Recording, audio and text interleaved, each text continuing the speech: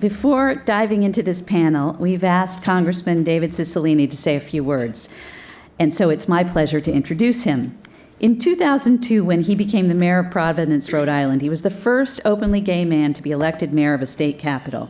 During his 8 years as a city official, Congressman Cicilline implemented a formal city ethics code and a nationally recognized after-school program.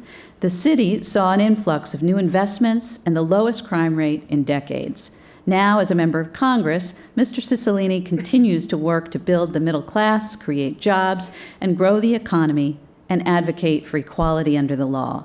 He is passionate about fighting bullying in schools and ensuring that children are able to attend school in a safe and welcoming environment. He co-sponsored the Student Non-Discrimination Act, the Intervention Act, and the Safe Schools Improvement Act. He's co-chair of the Congressional LGBT Equality Caucus and a member of the Foreign Affairs Committee, a good friend of Human Rights First and of human rights everywhere. Please welcome Congressman David Cicilline. Good afternoon. I'm really pleased to be here and to have an opportunity to say a few words before we begin this great panel discussion. I want to begin by thanking Human Rights First for organizing this Human Rights Summit and particularly for organizing this panel. And I do want to thank the other panelists who are going to share their experiences with you today, and thank them for the work that they're doing in promoting LGBT equality around the world. I'm also really honored to have the opportunity to just speak for a brief moment about the work of ensuring that we eliminate inequality and discrimination faced by many members of our community around the world. And while we continue to make great strides towards full equality here in the United States, with more and more states honoring marriage equality and the federal government moving forward in a variety of ways, implementing the Windsor decision and taking executive action on employment discrimination, the achievements our community has made in the U.S. are really significantly contrasted to what we're seeing in many places around the world and the harsh realities that many in our community face. In many countries, LGBT people are left out of the broader fight for basic human rights. In about 75 countries, as you know, probably explicitly outlaw same-sex relations with the threat of fines and imprisonment. And in some countries, LGBT people can still be put to death simply for being themselves. Not only are we seeing, despite that, we're seeing progress in some places around the world like the United Kingdom and in India, but at the same time, we're also seeing a real backlash in foreign countries like Nigeria and Russia. This is not unlike the U.S. experience, where we see both progress and barriers here in terms of equality for the LGBT community and the response of the U.S. government to reports of discrimination and human rights violations. I am really pleased that the U.S. government has made a real commitment to prioritize the human rights of LGBT individuals in our foreign diplomatic and foreign assistance programs. We've made significant progress in the implementation of the President's Memorandum of 2011 on the administration's international initiatives. For example, this year we celebrated the appointment of the first senior LGBT coordinator at USAID, the highest administration position to focus on the human rights of LGBT individuals.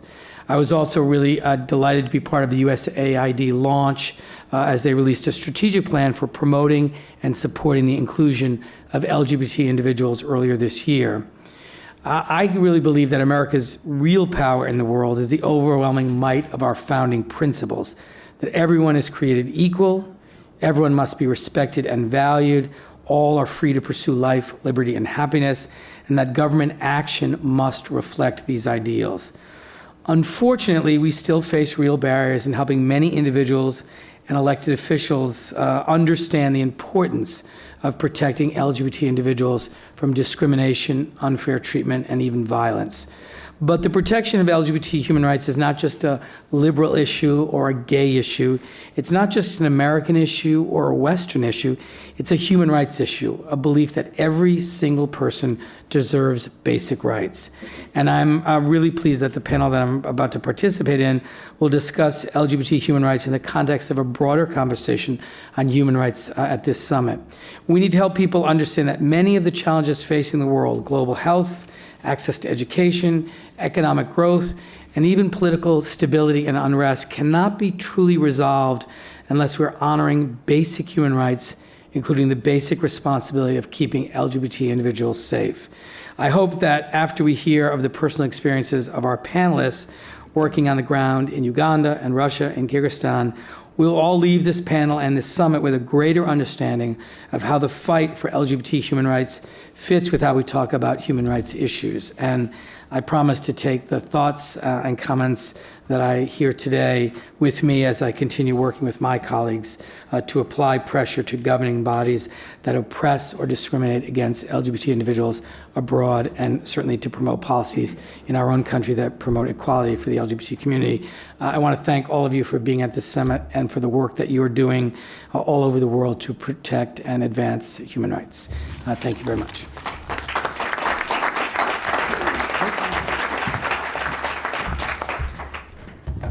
Thank you so much, Congressman. And now we'd like to open up the dialogue on this issue. And to help facilitate the conversation, we have Michael Lavers.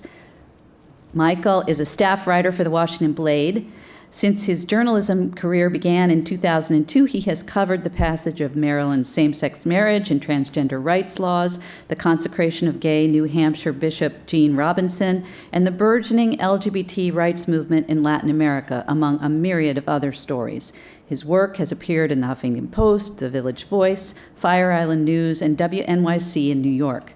He's a frequent guest on News Channel 8 and WTOP in Washington and SiriusXM Radio.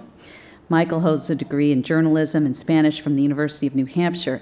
His voice on LGBT rights is uncompromising, determined, and optimistic. We're so pleased to have him to lead this discussion. Over to you, Michael. Thank you so much for that very generous introduction. And thinking about moderating today's panel, I couldn't help but acknowledge that we're having this discussion here in Washington, D.C., which, as many folks here know, has some of the most progressive LGBT laws in the country. We have same-sex marriage. Transgender folks have some of the most comprehensive protections in employment and discrimination in the country. But it's important to note that many of our LGBT brothers and sisters, not only here in this country, but around the world, are not so fortunate. I've been at the Blade for just under 3 years, and I've unfortunately had to report on a myriad of incidences where LGBT people, not only here in this country, but around the world, have suffered discrimination, violence, and even worse. Some of these examples include a gay Egyptian with whom I just spoke yesterday from Cairo, who said, quote, he feels terrorized by his government, and this is in response to the raids at the bathhouse in Cairo that we just read about the other day. An LGBT rights advocate with whom I spoke in September from the city of Arequipa in Peru talked about how lesbians in her city are routinely targeted for corrective rape because of their sexual orientation. An Iranian activist in 2005 fled his homeland because of surveillance he was placed under by local authorities.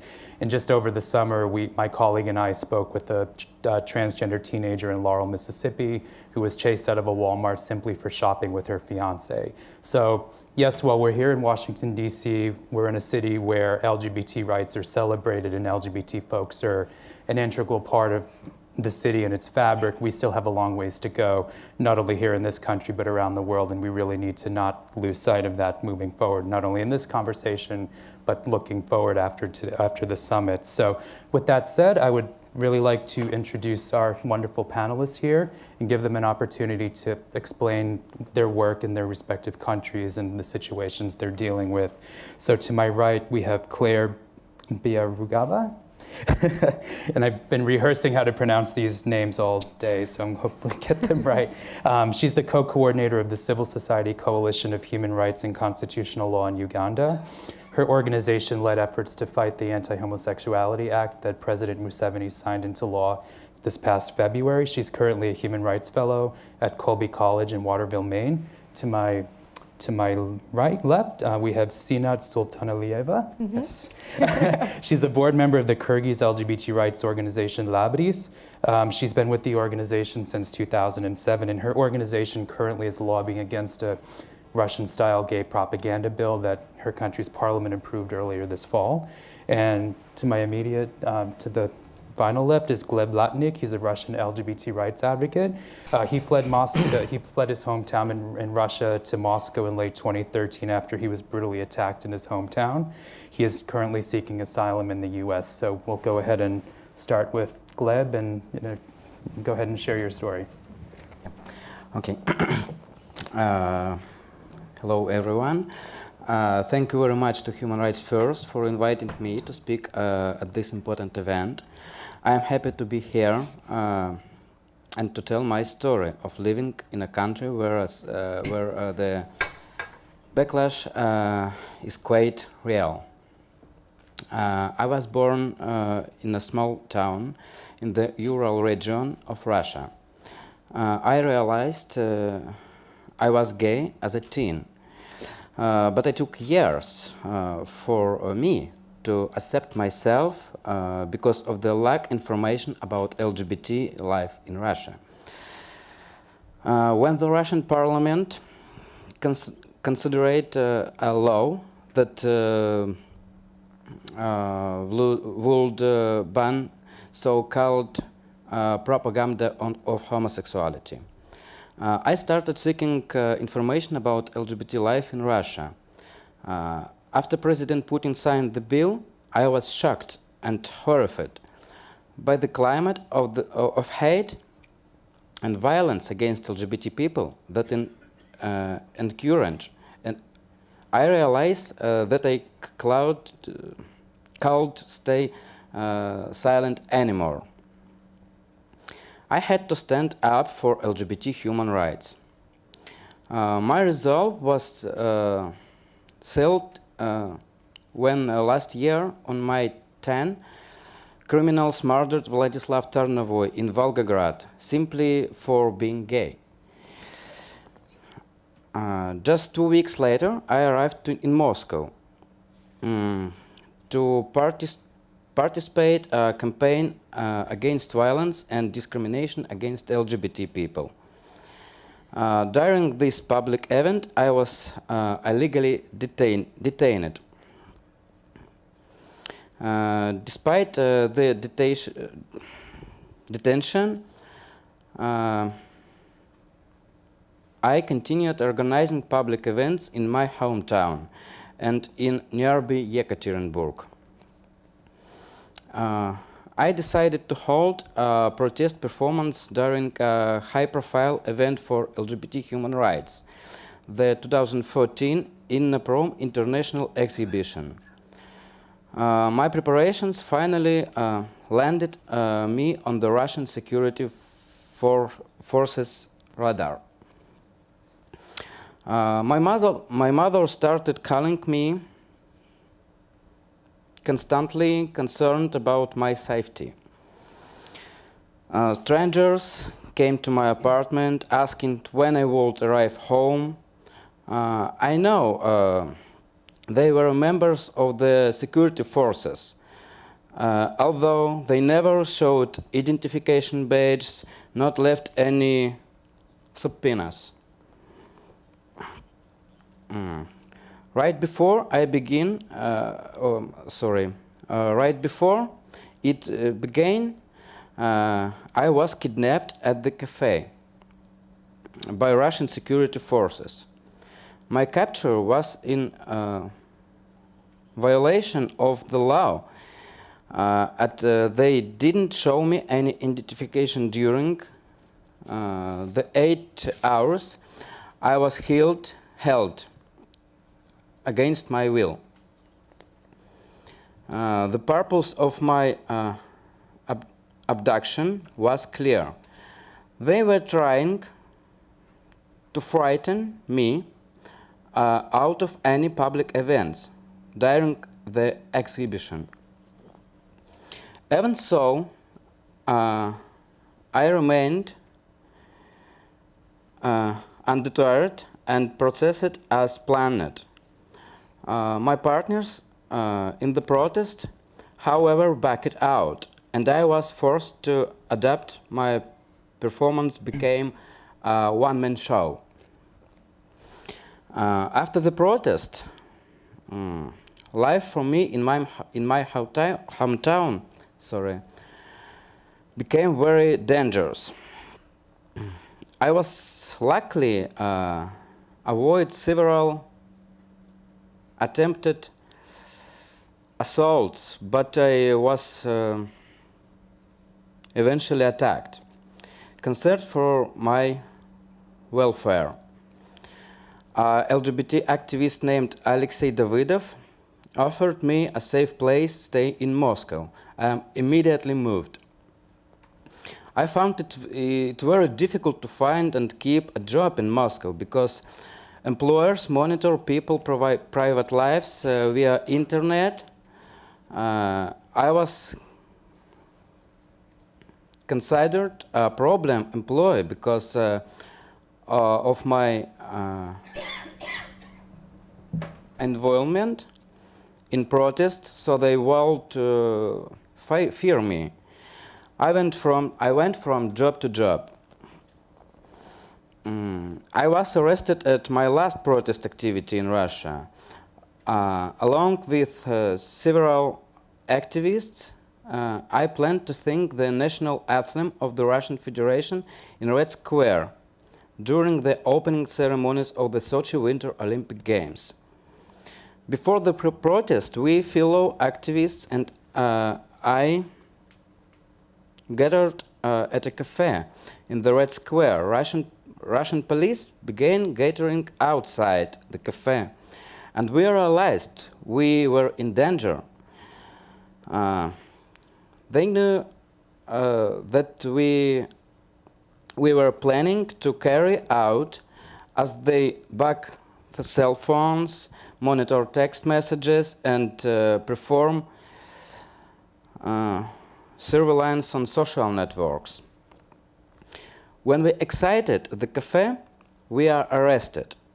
After being detained at the police station for 4 hours, they handcuffed and kicked us. I was punched, beaten, and grabbed my hair. One of the activists was strangled. A Russian police officer spat in the face of one my fellow activists, Elena Kostyuchenko.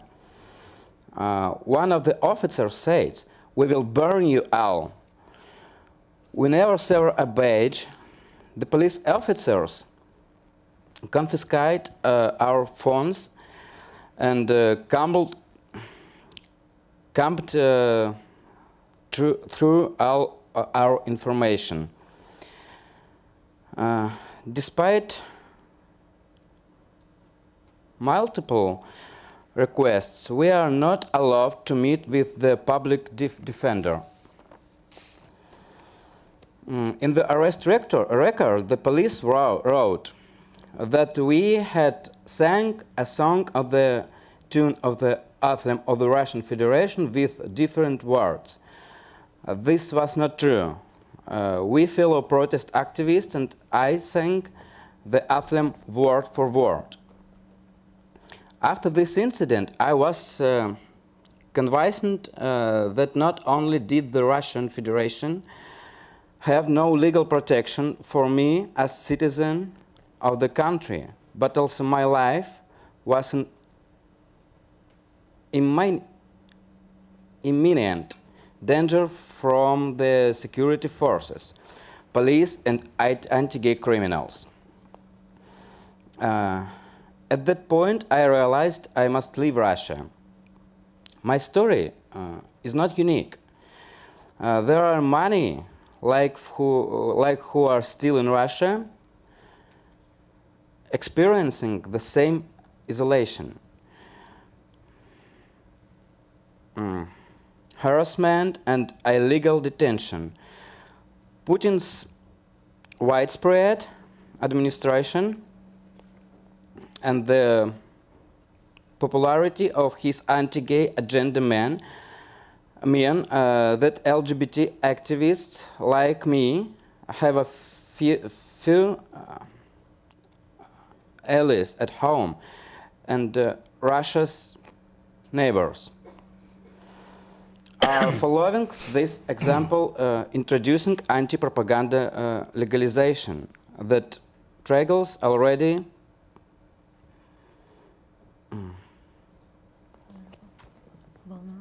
vulnerable LGBT communities with her own borders. homophobia is spreading. To fight the state of hate, we need a voice in the international community to speak out for us. I want to strongly encourage the United States to continue and pressure regimes like Russia's, even in the face of what feels like insurmountable homophobia. Thank you for listening my story, and sorry for my English.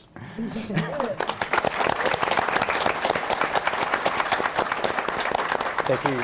Thank you so much for sharing your story. Sina, tell us about what's going on in Kyrgyzstan and some of the work that you've been doing in your country as of late. Thank you. And thank you, Gleb. I think your story provides a very good bridge to the situation in Kyrgyzstan, to what I'm about to tell you.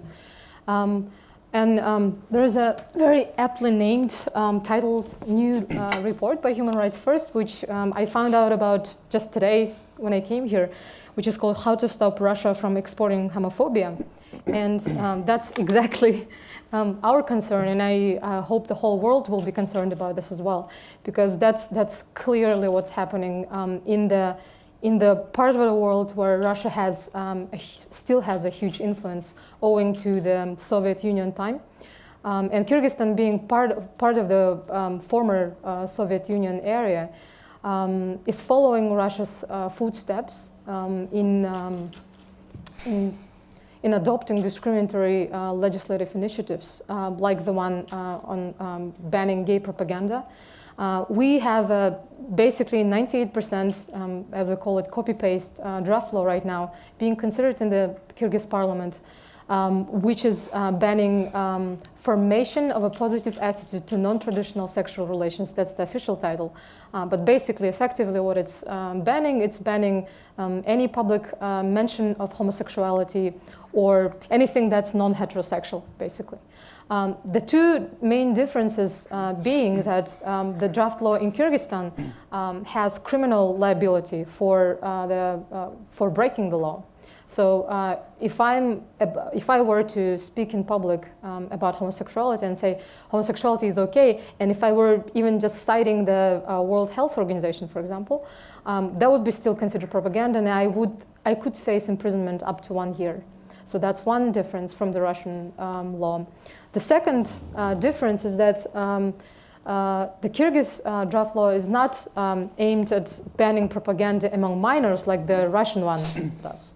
Our draft law is banning any mention of homosexuality. So basically, effectively limiting our rights to freedom of self-expression and expression in general, freedom of media, and also banning, because it says public mentioning, any organization or participation in peaceful assemblies, a part of which may be talking about LGBT rights in Kyrgyzstan. What's horrible about this situation in the country is that apart from the fact that this draft law is anti-constitutional, basically, and is against the country's international human rights obligations and its laws, is that it's sending a very clear message to the masses, to the general population in the country, which is already highly homophobic and transphobic. But the message is basically, it's okay to do violence upon LGBT people. It's okay to discriminate them because they're second-class citizens. That's effectively what this draft law is saying. Because of course, for an ordinary person who is listening to the news that are produced about this draft law, for example, they're like, okay, so these guys high up on the 7th floor of the White House, we also have our own White House in Kyrgyzstan, they're discussing this draft law very seriously. So they're saying that homosexual people are not normal because we can't talk about them. And if they were normal, why would you prohibit talking about this? So that probably means that if I want to go out and violate their rights, if I want to go out and beat them up or even kill them, I'm just going to be, I'm not going to be punished, that's first of all. And second of all, I might even be lauded as a hero for helping the Kyrgyz government get rid of the, clear out the pure Kyrgyz nation of the unwanted elements, as we would call it. Because surprisingly, the main goal of this draft law, and I can just read it out, actually, is protection and defense of traditional family, human, moral, historic values of the Kyrgyz society by means of limiting dissemination of information aimed at forming positive attitude to non-traditional forms of sexual relations. Actually, members of the Kyrgyz parliament have been quoted openly saying, even though they have given an oath on the Kyrgyz constitution, which has an Article 16 saying no citizen of Kyrgyz Republic can be discriminated, everyone has equal rights, etc. These members of the parliament have been saying openly that the main goal of this draft law is to erase homosexuality from the Kyrgyz culture, from the Kyrgyz society. Because of course it's not something traditional, it's something that came from the West, from outside the world. And how they're going to do this is they're going to stop this by banning propaganda. Because in their opinion, the more it's being talked about, the more people will consider being homosexual, turning into homosexuality. That's very clearly not the case, of course. The LGBT movement, members of the LGBT movement in Kyrgyzstan have tried to meet up with the initiators of the draft law and to try and find some common ground or even exchange arguments, rational arguments with the members of the parliament. And unfortunately, what we have understood from these meetings is that they are basically, I would like to say they don't have the mental capacity to understand, but probably that would be too cruel. But they are just not ready to listen, to understand what we're trying to say, because we exist on completely different levels of reality, I suppose. For them, what they're doing is they're saving the nation. It's their opportunity. They feel like heroes. They feel like saviors, because that's an abomination, and that's something that shouldn't be in Kyrgyzstan. So what really scares us is that they do believe that homosexual people and transgender people in Kyrgyzstan basically should not exist. So yes, we're happy, at least they're not saying that homosexuals have to be killed, but they're really effectively outlawing a whole layer of population in the country by saying nothing can be said about this, nothing can be reported about this, published about this, no films, nothing. So they're trying to silence us. They want to create basically a blind spot in the country, so that again no further homosexuals can be born or turn into homosexuals in the country. So that's the situation in Kyrgyzstan. And but of course we still have hope that this draft law is not going to pass, or at least we can appeal against it in the Supreme Court in Kyrgyzstan, or maybe in other international fora. The reason why we still have hope is that Kyrgyzstan is not Russia, so that's good news of the day.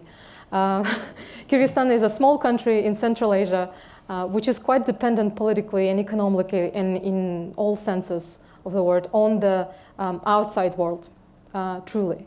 And what we have seen is that the Kyrgyz state is very receptive to outside opinion. It's following very attentively what's being said about these different draft laws. Because of course, I forgot to mention that in addition to the draft law on gay propaganda, we also have a foreign agents draft law being considered in Kyrgyzstan, which is also 100% cut and paste from the Russian one. But the Kyrgyz state is listening to what's being said. It's responding to different press statements, to different releases that are coming at Kyrgyzstan from around the world. So that's why I am here, really, because if I did not believe that this would make any sense and this would make any difference, I would probably, not spend the money of Human Rights First to bring me here and to talk to you. The more there is information about this draft law being spread around the world, the more countries, governments, activists, individual people speak up, the better, because the Kyrgyz government is listening. And if there is silence about this, as we have seen, unfortunately, in the previous several months since the draft law has been registered, and it's been registered in March this year, the more the government will feel like, well, nobody cares. And it may sound like something that's true, because Kyrgyzstan is such a small country and geopolitically insignificant in a sense. But I am here to ask for more attention and for more voices for the Kyrgyz human rights situation in general, for the Kyrgyz LGBT rights movement and LGBT people in the country. Thank you for being here. Claire, tell us about the situation in Uganda and some of the challenges and other things you've had to encounter in the last couple of years. Thank you so much. It's interesting to hear the two of you speak about these laws and think about the laws we have back home, or the law that was recently overturned by the Constitutional Court of Uganda. There's so many similarities to these laws, and it's very worrying that some countries feel like, singling out the homosexuals or singling out a minority group and using them as leveraging tools, as using them as diversion. Thank you. Using them for, okay. Hello? Can anyone? Oh, yes, great. Yeah, just comparing the laws in Russia and Uganda, there's so many similarities, and I feel really, really worried that countries are moving in that direction, singling out a minority group. Like, for example, in Uganda, where the LGBT community is less than 500,000 people. So to single out such a minority group and present it to the Ugandan public as a problem, or as the biggest cause of Uganda's problem, is very, very problematic for me. And just as many countries in Europe are learning from Russia, the same thing is happening in Africa.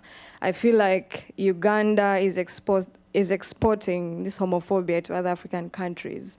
After the anti-gay law was passed in Uganda, we saw Nigeria, or it was before that, Nigeria has a similar law. Kenya is introducing a very, very similar law. There's like copying and pasting of the law that was passed in Uganda to these other countries. Chad as well, I think Zambia as well. So there's a very worrying trend of African countries and some European countries of singling out a minority group that has done nothing wrong, essentially, and focusing on this group. And I think we need to work together to prevent this very worrying trend of countries acting with impunity.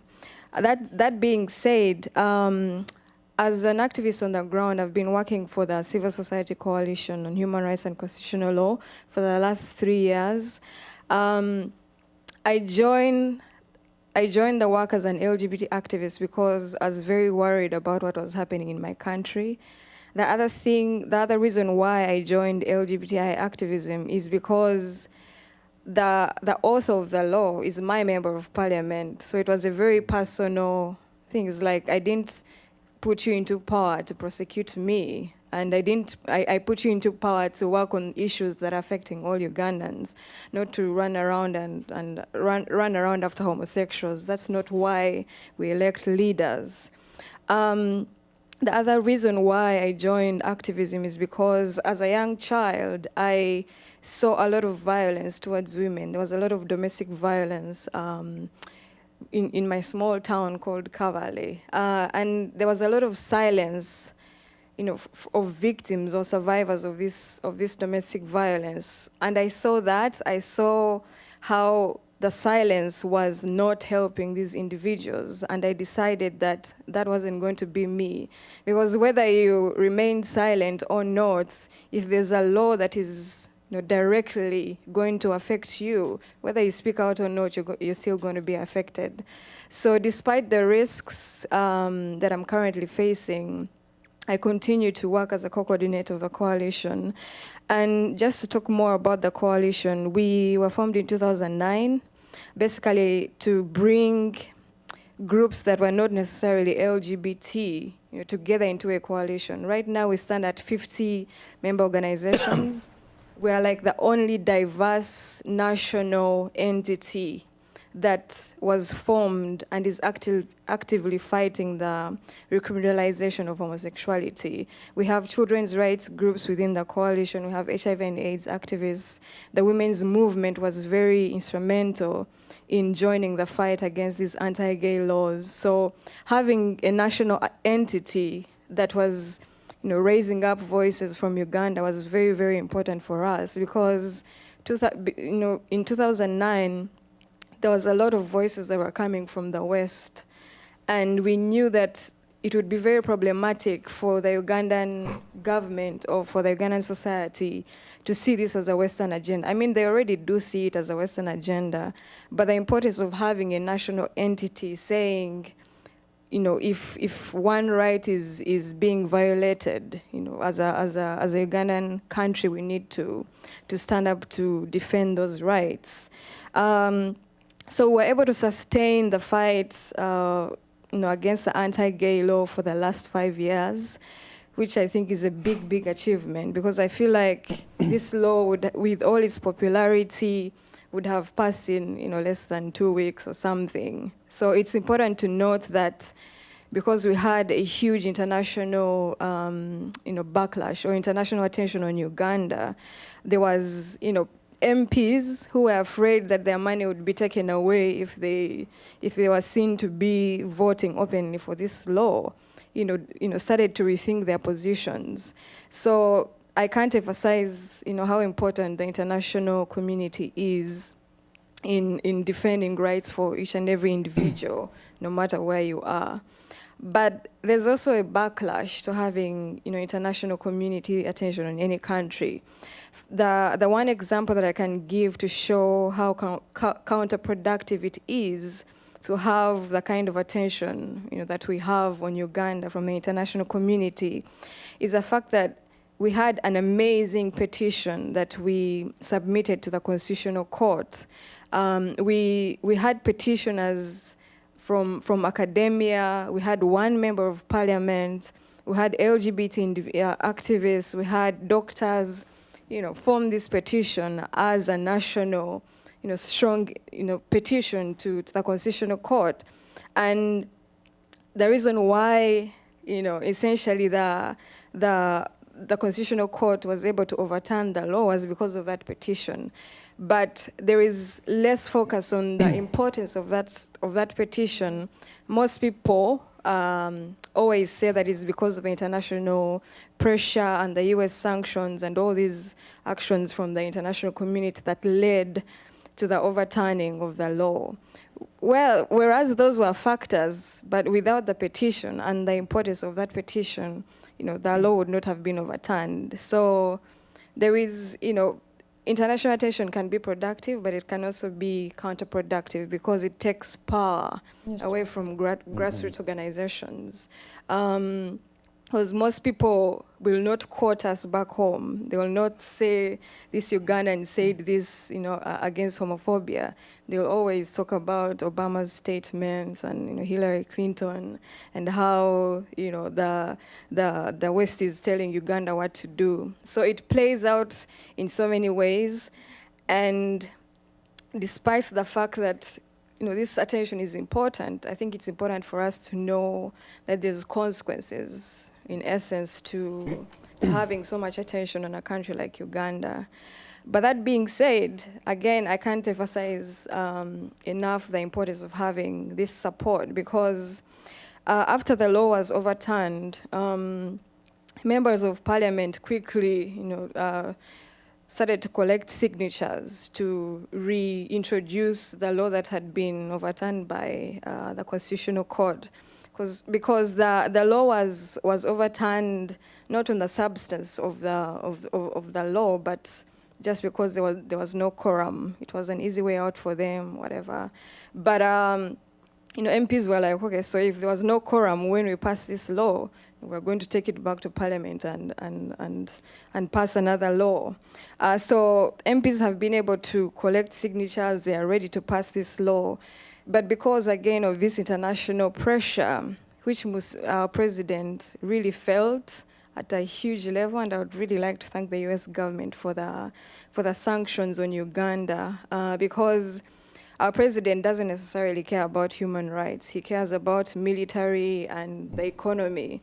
So the fact that there was direct consequences as a result of this anti-gay law, it showed that our Western partners don't just bark, but they actually act.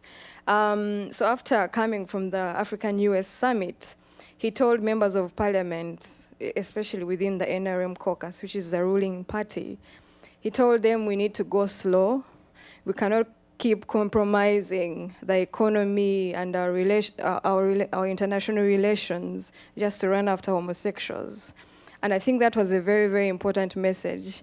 He also said that we overshowed off as a country and we are paying for this overshowing off, because I don't know if you've watched the video of him passing the law. He was like, bring it on, we're ready for the fight with the West. There was a lot of arrogance. And I'm glad it came back to him and he's now less arrogant in how he talks about LGBTI issues, because international partners have shown that there's going to be accountability for human rights violations. So yeah, right now that's how things stand. Our president is saying we need to go slow. We need to rethink our strategies. But also recently, I think it was last month, a new draft bill was formulated. It's not yet official, but it basically focuses on promotion of homosexuality. So our work would be illegal. Our funders would not be able to give us money to continue to do what we're doing. Would not be able to access the media in Uganda. Our landlords who are already chasing us out of our houses would be legitimized to chase us out of these houses, because under the new draft, you cannot offer premises to an LGBT individuals. An LGBT individual. So it's cross-cutting, if this new draft gets into Parliament and is passed, I'm very worried about, how things are going, because clearly someone is not listening. If you can overturn a law in August and then have another draft of a new law in November, it shows that, I'm genuinely worried. But I think the reasons why we have all these laws is because, first, the Ugandan government and our members of parliament have seen that this is something that they can use as a leveraging tool.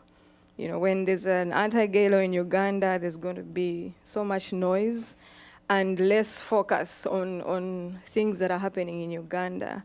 I remember every time this law would be brought to the order paper of parliament, something would be happening.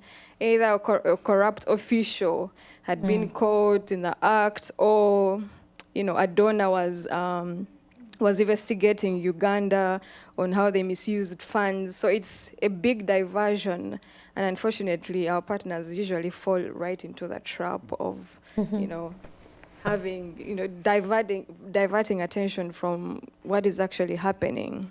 I also feel like MPs who are doing almost nothing, to save the people of Uganda, use this, to remain relevant. They want to be seen as heroes, as protecting the family, as protecting the children. This is the kind of message that they give to the Ugandan population. And unfortunately, people eat it up and listen to these leaders.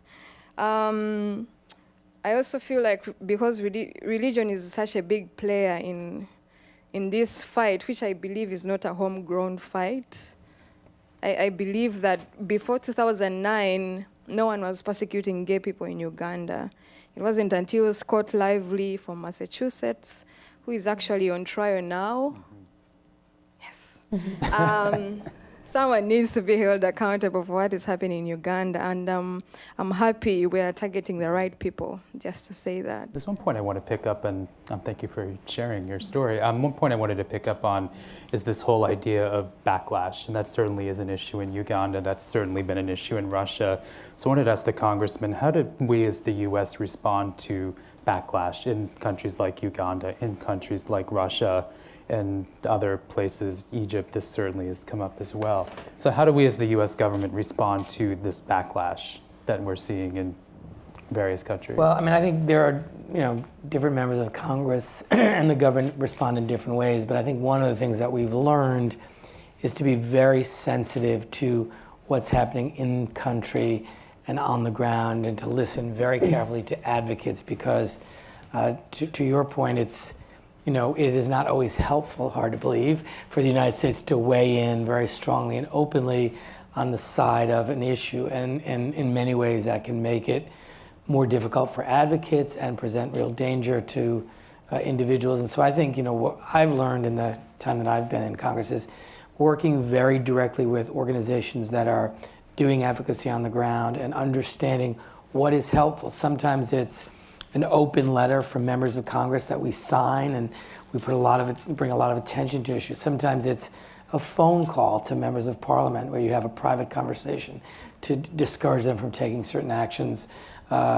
Sometimes it's meeting with advocates here and listening to very specific things. But I think the one thing that we have to do is really understand that those who are engaged in this struggle in their own countries are in the best position to know what's helpful. And we don't always, as a country, and I think as individuals in this country, don't always think that way. And we think this is so obviously wrong, and we're going to speak out. And we have a constituency at home that we want to speak to on this issue.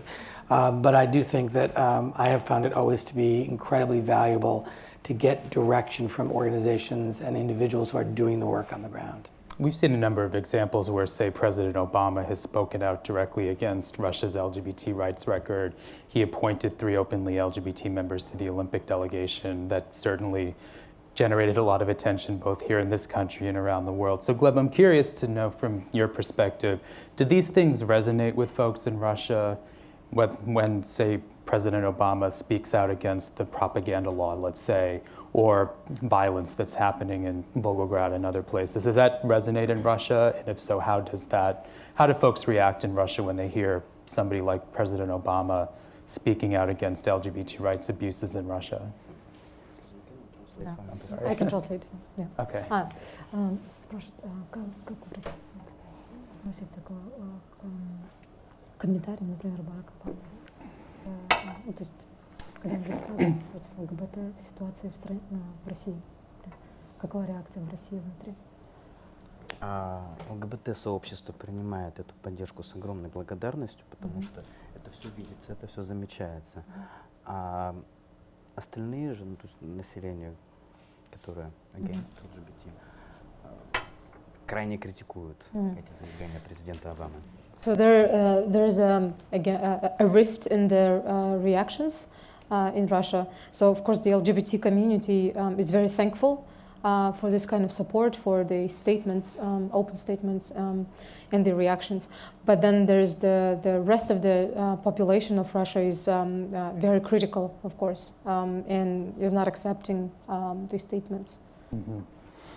And Claire talked a lot about some of the outside influences coming in. You mentioned Scott Lively, and I think most folks in this room are probably aware of what he's been accused of doing. We don't have to get into specifics, but it's really, pretty horrible. And you also talked a lot about, some of the reasons why Ugandan lawmakers are promoting something like an anti-homosexuality act. So I'm curious to ask Sinat, why do we have a gay propaganda law bill in Kyrgyzstan? What's the motivation behind it? I'm really thankful for asking this question, because I wanted to mention this in my part of the speech. Clearly, as I've mentioned, the Kyrgyz society in general is homophobic and transphobic, so already. But then we have seen this a surge in homophobia and transphobia, especially institutionalized, meaning state-supported and state-promoted, in this year, basically, starting maybe late 2013. And there is a very clear connection with this. Kyrgyzstan is joining, on the 23rd of December, actually, is joining the customs union. It's an economic/political union that's being pushed for by Russia, and the members of it right now are Russia, Kazakhstan, and Belarus. Kyrgyzstan is joining, and Armenia is up for joining as well. And that's an interesting fact. In Armenia, they also are considering, the Armenian parliament is also considering same exact two draft laws: foreign agents and gay propaganda. So it's very clear connection that it's Kremlin-driven kind of homophobia and Kremlin-exported homophobia, really, in our countries. Real expert. So they're kind of exporting hatred or homophobia. That's very true. And what we've also noticed that in this year, it's actually being stated by journalists, local journalists in Kyrgyzstan, that we have seen sort of an influx of so-called freelancers from Russia who are coming to Kyrgyzstan, or either living in Russia but writing for Kyrgyz newspapers or producing TV items for Kyrgyz TV channels, which are very very against LGBT issues. So they're kind of preparing the media sphere for this. Yeah. And my final question before I go ahead and open it up to the audience, I just wanted to ask real quick, and I ask people this all the time: why should we as Americans care about what's going on in a country like Uganda or Kyrgyzstan or Russia? And I'll ask the congressman that question. Well, I mean, for me, it's obviously personal as a member of the community, but I think we care, and I hope that our policies reflect our values as a country, and that we recognize that this country was founded on the idea or the ideal that everyone should be treated equally and everyone should be respected and people should have equal treatment under the law and the right to pursue life, liberty, and the pursuit of happiness. We see those as fundamental human values that I hope we will try to promote not only here at home, but all over the world, and that we are all better off to live in a world in which individuals are respected and valued and treated fairly, and that the kind of escalation of anti-LGBT laws, particularly to your point of kind of state-sanctioned. I mean, homophobia has existed, but I think what we're seeing, which is really alarming, is much more state-authorized, state-sanctioned police, law enforcement components and political entities, authorizing or at least allowing this to happen.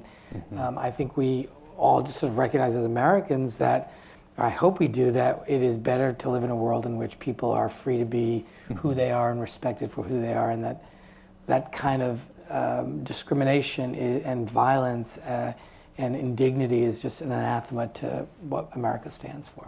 And I think we have about 15 minutes or so left, so I'd like to open up the floor to questions, and there's a mic going around, so start with the woman in the white sweater here.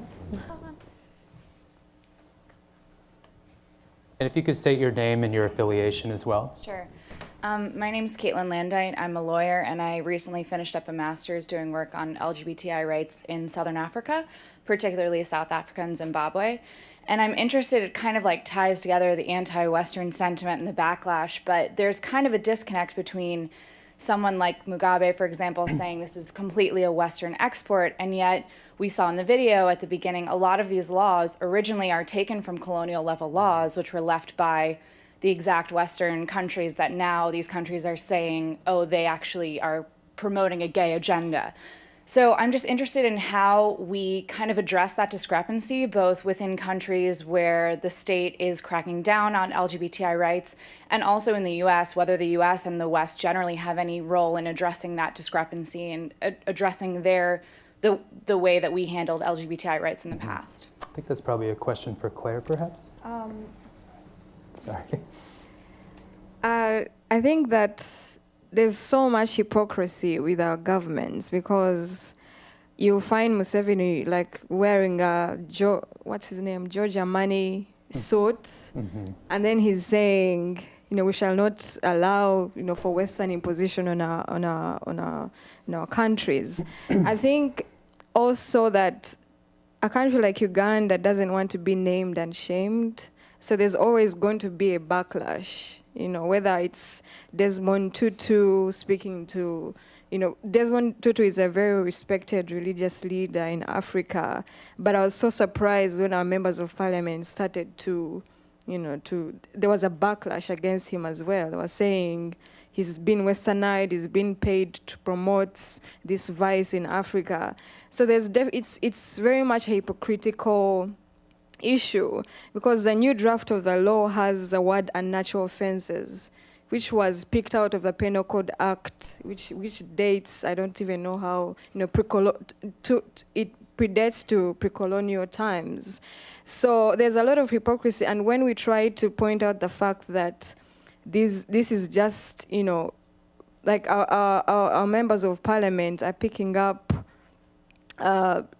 already, homosexuality is criminalized in our penal code. And the fact that they know that this law is from the British, they do know this. So it's very hypocritical for them to then say, we don't want, this is a new thing and it's a Western agenda. But this will always be an excuse they use, and I don't think it should stop us from speaking out as the international community. Because, whether or not they say it is a Western agenda, we know the truth, they know the truth, but they always use it for, their political mileage. Thank you. Next question. Person way in the back with the black jacket. Yeah. Thank you. Hi, I'm Jean Friedberg with the Human Rights Campaign, our global program on LGBT rights.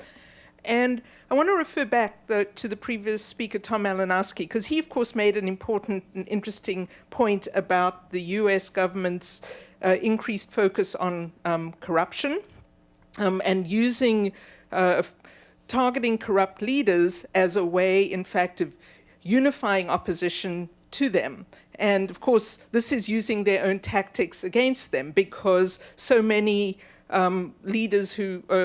political leaders who are now in the forefront of the anti-LGBT movement are simply using LGBT issues, as the speakers have all pointed out, as a way of organizing, of getting together all of their political opponents under this one umbrella that anyone can agree on. And of course, this harks back to all sorts of hate, anti-Semitism, and so on. This is the tactic that is often used. The question for those on the panel, though, is about when leaders do target LGBT communities, it does galvanize opposition and so on, and yourselves become often the targets then of more hate and so on in society. We'd love to hear from you that, in fact, that is not a reason to let up on pressure. That is a reason for the international community to keep the pressure on, because you all are already suffering in your societies, and that, keeping pressure on from the not only the West, but from all, as broad a coalition as we can form, is in fact helpful to you all in your countries. Thank you. Sina, you talked a lot about coalitions earlier. What are your thoughts to Jean's question? Yes, I do completely agree that the more, as I've mentioned already, the more attention there is and the more voices are heard in support of the LGBT communities and LGBT movement, LGBT rights in general, the more normalized it will become. And I personally believe that there will be a sense that this is not going to go unnoticed, and that's very important for us to know that there is support, international support, not just from the West, but it's actually from all over the world, and we're looking for that kind of support as well. And even if it doesn't, I don't know, in the most pessimistic cases, even if it doesn't work to prevent the draft law from becoming law, it's still helpful, even on a psychological level, on a moral level, for us to know that we are being heard, that our situation is known in the world, and we are being supported. Even just sending letters, I don't know, sending photographs with posters of support. That's very helpful, really.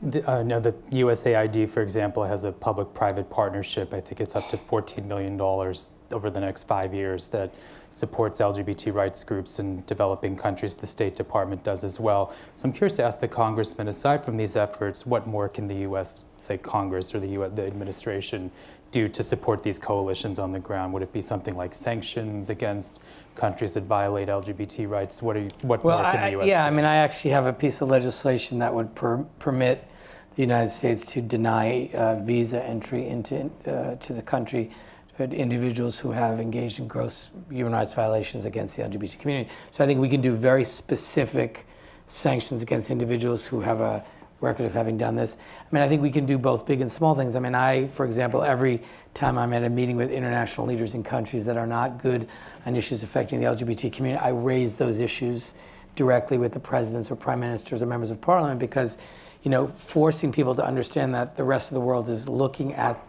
their practices and forcing them to sort of engage in a conversation, sometimes awkward because you're there as guests of that country in the meeting, but I think using our voices in a productive way, both in promoting legislation, in sending letters, in raising it in conversations, in visiting places, being parts of official delegations that go to places to highlight these issues. And then I think to continue to do work in our own country to, you know, march toward full equality for our community, so that when we speak around the world and advocate around the world, we can do it with some credibility because we've sort of address the many inequalities in our own country. So I think we're making progress, but I think the quicker we can get to a place where everyone in this community is treated fairly and equally and discrimination is prohibited in every context in the US, it will make us a more forceful and articulate and persuasive advocate. Can I just add a little bit to that? Sure, and we have about 5 minutes left, but go ahead. The draft law in Kyrgyzstan, the justification to it cites 8 US states as well, as an example that, oh, it's not just us, it's actually the American states themselves have a law that, you know, bans propaganda of homosexuality. So. And I believe the congressman has to leave, is that right? So I just wanted to thank you for being here with us. And, It was great to meet you. Great to meet you. thank you so much. Thank you. Great to meet you. We have time for about 5 more minutes. So I want to take a couple of more questions from folks in the audience. If we could, person way in the back. I want to do a Yeah. picture.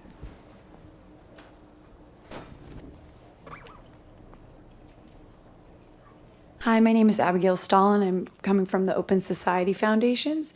And it's my observation that in the US, there's been really rapid attitudinal changes towards LGBT people in the last even 5 years. And again, in my observation, it seems that a lot of that has come from sort of this like tugging on the heartstrings campaigns, really trying to personalize LGBT people and their relationships. And that sort of discourse seems to have been successful in changing minds and hearts in the US. In these very diverse contexts that we're talking about, do you think that that would ever be an effective strategy, or do you even know what I'm referring to in talking about that? Gleb, what are your thoughts on that, as somebody from Russia? Она говорит, вопрос такой был, что в Штатах было очень полезно, когда были компании такие, которые как бы нацеливались на сердце, да, то есть чтобы изменить гомофобию в стране. То есть люди стали как бы лучше понимать, наверное. Помогли бы такие компании в наших странах? Да, безусловно, такие компании, конечно же, помогли бы. И именно такие компании меняют общество. Но вот именно эти законы как раз-таки и запрещают полностью проведение подобных кампаний, запрещают говорить в нейтральном либо позитивном контексте об ЛГБТ, только в негативном контексте. То есть именно эти законы как раз-таки не позволяют этого делать. Yes, these kind of campaigns are exactly what changed the attitude to the issue of to LGBT communities in general. But in our countries, and that's what I'm translating, Gleb, that in Russia, for example, it's the draft law, it's the laws that are in place in Russia that are prohibiting the exact type of campaigns like this, for example, because it's completely prohibited to talk about homosexuality in a neutral or a positive tone, only negative. as allowed. So there is no way for this kind of campaigns to take place. I think we have time for one final question. The gentleman with the black jacket and glasses. Yeah. Hi, I'm Sean Davis from FHI 360. I was just wondering if there's a sense among civil society groups, including LGBT groups in your countries, that leaders of your countries are using the LGBT issue to shrink civil society in general because it has such popular appeal. And I also, kind of in the same vein, am just wondering what some of your most effective approaches have been to developing domestic allies. Claire?